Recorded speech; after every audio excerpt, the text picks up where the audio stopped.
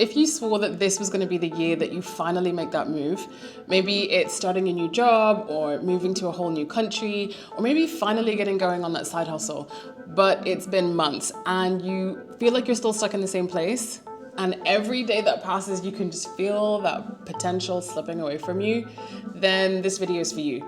Because I'm breaking down 4 sneaky reasons that perfectionism steals our progress, often without us even noticing it. And more importantly, how to stop it. And if you could fix the last one, then the others just start falling like dominoes. Hey, if you're new here, I'm Kieran Yoliswa, your coach, career strategist, and creator of the Possibility Pattern. I've spent the past 15 years shaping my career across tech, media, and entrepreneurship, including the past 5 years as a senior leader in one of the world's biggest tech companies. Now I help people who are smart but stuck realign their work and life in a way that is strategic, grounded, and feels true to them. And if you're looking for a good way to start getting unstuck immediately, then check out the free 2-minute quiz that I made. The link's down below. All right, let's get into the tricks. So I was in the gym the other day with a friend of mine and we were just catching up in between sets.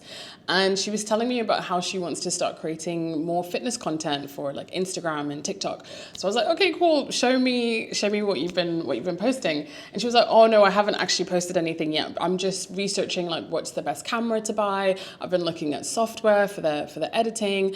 But it all just feels so expensive and I think I'm gonna have to save up for a while before I can actually buy all of that stuff. So I was like, wait, why do you need a big fancy camera? You can just get started with your iPhone in the meantime while you're waiting to be able to afford the kind of camera that you want.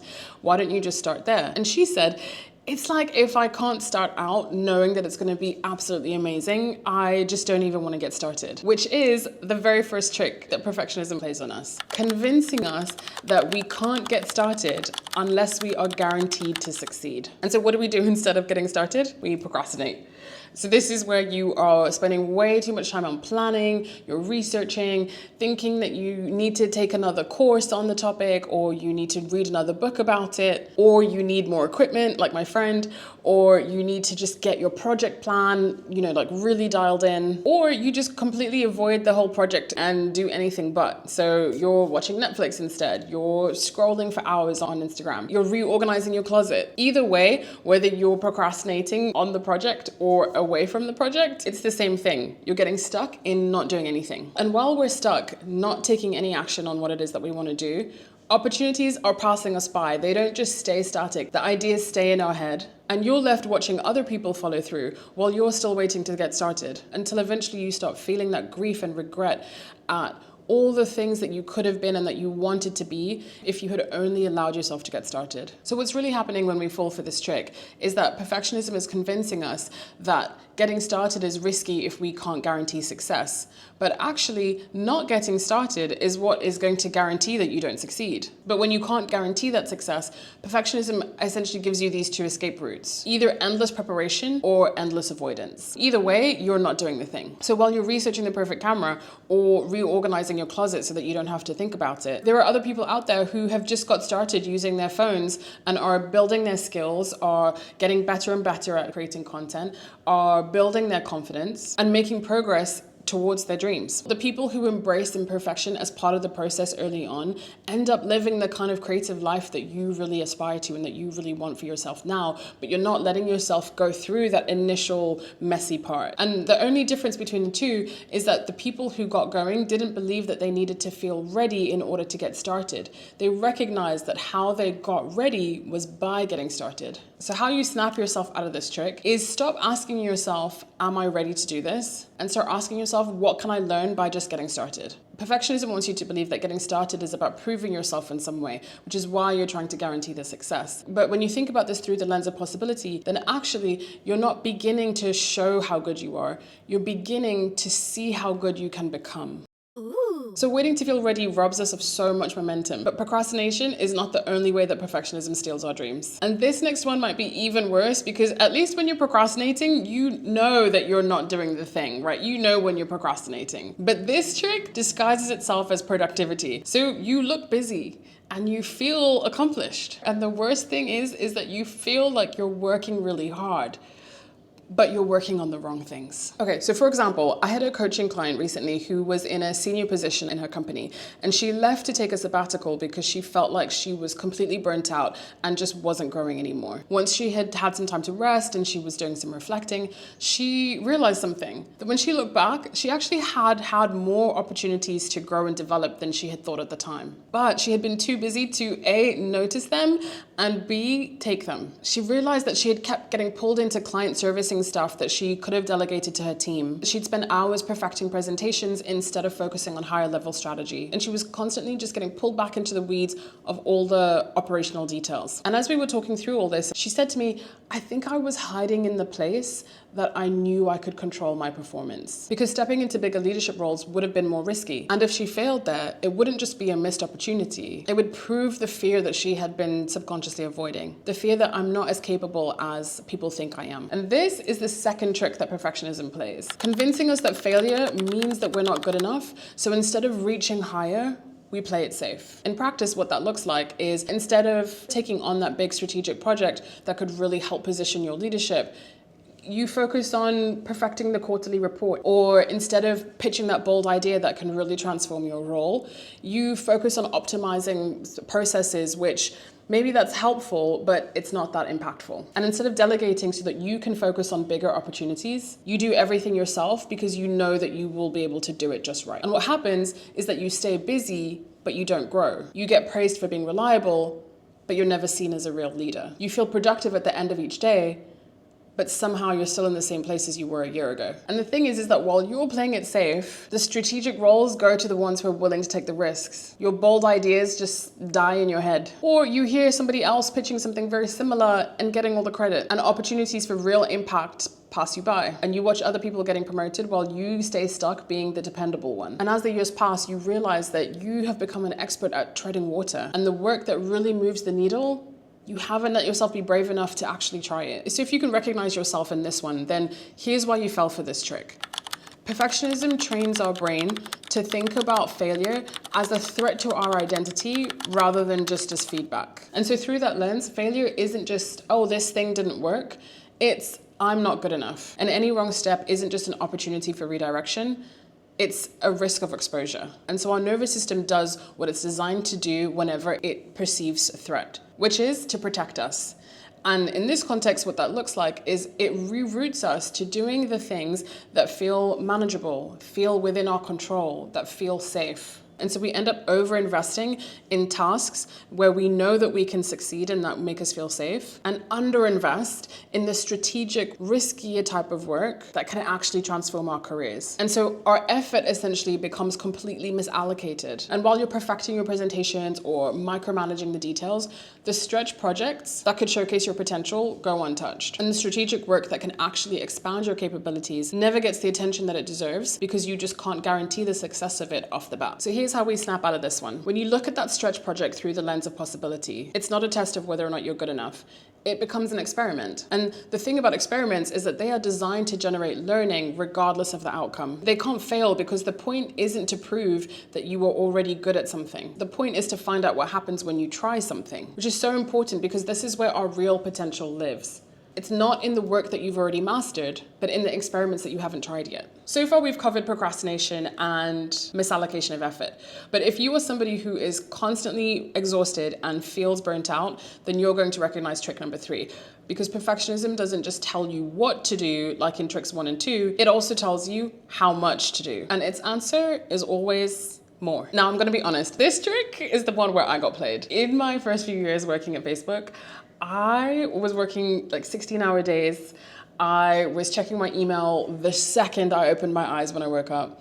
My manager would have to beg me to take PTO. And no matter how much I had got done, I just never felt productive enough. Because somewhere along the line, I had internalized this belief that if I wasn't constantly producing, then I wasn't of value. Which I now know is the third trick that perfectionism plays on us, which is convincing us that our worth is equal to our output.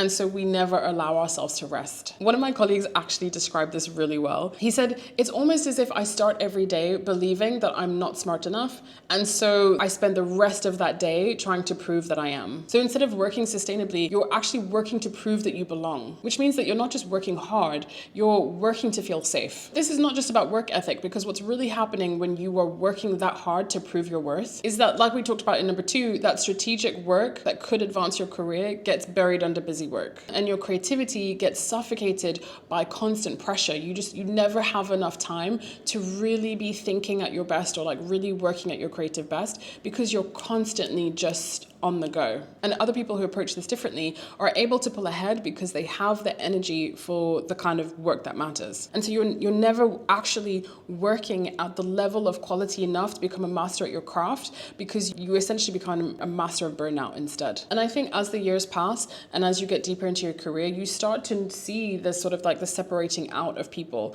And you start to notice that it's not always the people who are working harder or working the hardest who are able to progress. It's usually the people who are working smarter, and they end up living the kind of career that you really wanted but weren't able to create for yourself because you were essentially working too hard. And the longer this goes on for and the more chronic it becomes, you end up in a worst case scenario where you end up getting completely burnt out, when your body essentially reaches a point where it reaches its breaking point inside a strategy that was never sustainable to begin with. So here's why we fall for this trick. Through the lens of perfectionism, our worth is conditional. And part of what creates that lens is that at some point in our lives, we learned that love and praise and belonging and acceptance come from achievement rather than just for being ourselves. So in our minds, the idea of not doing enough becomes connected to feeling at risk. And so overexertion becomes a survival strategy. So in this context, your brain literally can't tell the difference between my boss is going to think I'm lazy if I don't work a gazillion hours and a tiger is chasing me through the savannah. I don't know if tigers live in the savannah. So you end up spending so much of your time in a stress response. Your sympathetic nervous system is activated and you become chronically flooded with cortisol and adrenaline, all of which suppresses your rest signals. So suppresses your hunger, your fatigue, and your desire signals. Because if you think about it, if you're being chased by a lion through the savannah, you don't want your rest signals on, right? That's not the moment to be thinking about, okay, what am I having for lunch? When you are lunch, potentially. And so when you think about things where people say, oh, I forgot to eat. It's not that you forgot to eat, it's that your hunger was actually suppressed because you were in a sympathetic stress response, because you were stressed. And the other thing that it does is that it narrows your focus onto effort and output and urgency. So again, think about being chased by a lion. You have to be so focused on what it is that you're doing right now in that moment, which is trying to escape and trying to survive. And that is a very urgent task with a singular focus. So even though there's no lion, as far as your brain is concerned, you're not necessarily overworking, you're trying to stay alive, which is why despite your best efforts, it can be so difficult to stop, because emotionally and physiologically, resting feels unsafe when you are trying to stay alive. Like I said, you're being chased by a lion. That is not the time to rest. And so if your body thinks it's being chased by a lion and you try and rest, alarm signals immediately like, babe, this is not the time to be resting, which is why it's difficult to solve this just by resting without being able to, do the deeper work of being able to completely reframe and change the underlying pattern that's happening. But when you're within that survival mode, what it blinds you to is that you think that you're working really hard to succeed at something, when actually what's happening is that you're working really hard so that you can feel emotionally, physiologically safe. And safety-driven work looks like tricks 1 and 2 that we discussed, which is the endless preparation or perfecting small tasks instead of tackling what really matters. And this comes together perfectly to give you the best of both worlds, where you have all of the exhaustion of working incredibly hard, but none of the progress, because you're not actually working on what matters. And all that you're left with is the burnout. So the way that we snap out of this one is by starting to notice the moments when you're pushing yourself past your limits, and try and ask yourself in that moment, is the reason why I'm doing this because I believe this will move me forward, or because I think that I will be unsafe if I don't do it? And if when you ask yourself that question, the answer is the latter, that you would feel unsafe, then that is a sign that you would benefit from doing some nervous system regulation and shifting yourself into your parasympathetic rest response, which is where safety lives in our body. And by making that shift, that takes us out of survival mode and into creative problem-solving mode, which is where smart and strategic decisions live. That's where they come from. And this is where our possibility lives, and this is where our real true potential lives, because it's coming from that safe and creative place as opposed to the chasing survival. Which brings us to our final trick of the day, which, to be honest, is the foundational core one of all of the other ones. Because if you can reframe this one, it's a shortcut to being able to make significant progress on all of the others at the same time as well. So I saw this video on TikTok the other day. I think it's on Simon Squibb's account, the What's Your Dream guy? And there's this one video where he asks this woman in the street, "Excuse me, do you guys have a dream?" And she says her dream is to be a singer. And he's like, why don't you sing right now? I have millions of followers on my account. And the last video I posted had over like 64 million views. So this could be a break for you. So you should sing. And she's like, no, I'm just really shy. I can't, I don't think I can do it. And he's like, no, like really, like this is such a great shot for you. You do it. And she says no, which was so heartbreaking to watch. And is the perfect example of the fourth trick that perfectionism plays on us, which is convincing us that discomfort equals danger. So we should avoid vulnerability entirely. Because the perfectionist lens interprets emotional discomfort as danger, if you are looking through this lens, then you are only going to pursue things that are firmly within your control and firmly within your comfort zone. Because from this perspective, the number one priority is emotional self-protection, not self-expression. And so you opt for environments where you are already extremely competent. You decline invitations that feel exposing. You second guess bold ideas before sharing them. What's actually happening is that you're not necessarily afraid of the thing itself, right? You are afraid of how you are going to feel if it doesn't go well. And what ends up happening is that you end up plateauing professionally or creatively or personally, because growth requires discomfort, and it requires the exact discomfort that you are avoiding.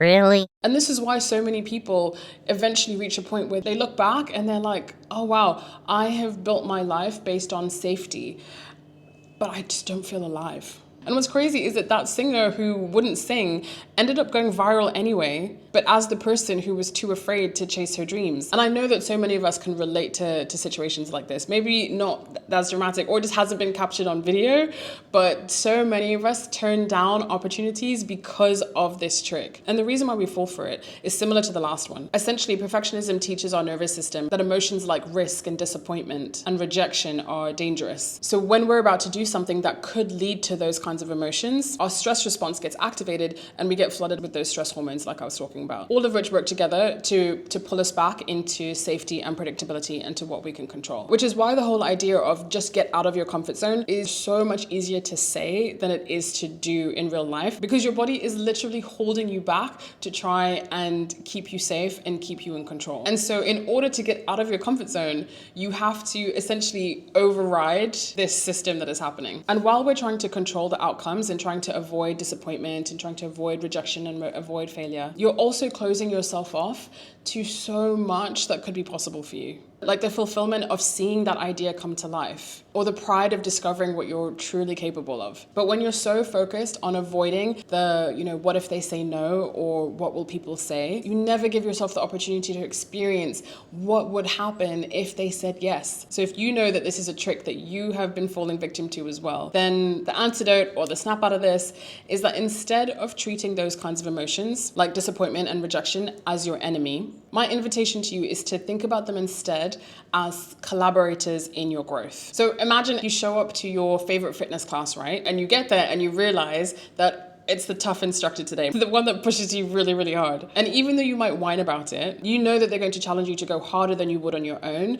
And that is going to help accelerate your growth, which is ultimately what you love them for, which is that they push you closer to your potential, even if it feels really uncomfortable in the moment. Whereas if it had been up to perfectionism, you'd still be at home in bed. So the next time that you're faced with a choice and that you're afraid that they might show up, the reminder and the reframe for you in this moment is that yes, they may show up, and if they do, it may be really uncomfortable. It will be really uncomfortable. These are not easy emotions to feel. And every single time that you put the reps in anyway means that you're not just surviving that discomfort, you're actually expanding what you're able to tolerate, and therefore expanding what is possible for your entire life. And that is where the real magic lives. Not avoiding the tough instructor, but showing up anyway. So there we have it. Those are the 4 tricks. And hopefully these 4 tricks have shown you just how much perfectionism distorts the way that you see things and the real impact that that has on our lives. And every time that perfectionism tries to pull you back into procrastination, busy work, burnout, or avoidance, now you'll be able to recognize it for what it is and how to shift out of it and into possibility. Kind of like when you find out the way that a magician does their tricks, it suddenly feels less compelling. That's what I'm hoping happens for you today, that it gets harder to fool you and that you get faster at being able to realize when you're being tricked so that it can finally stop delaying your action, draining your energy, killing your creativity, and locking you into a small, safe life. And now that you know just how much perfectionism is costing you, then check out the rest of the videos in this series that are going to help you get unstuck ASAP. Hit subscribe so that you don't miss any of the ones that are coming up, and I'll see you in the next one.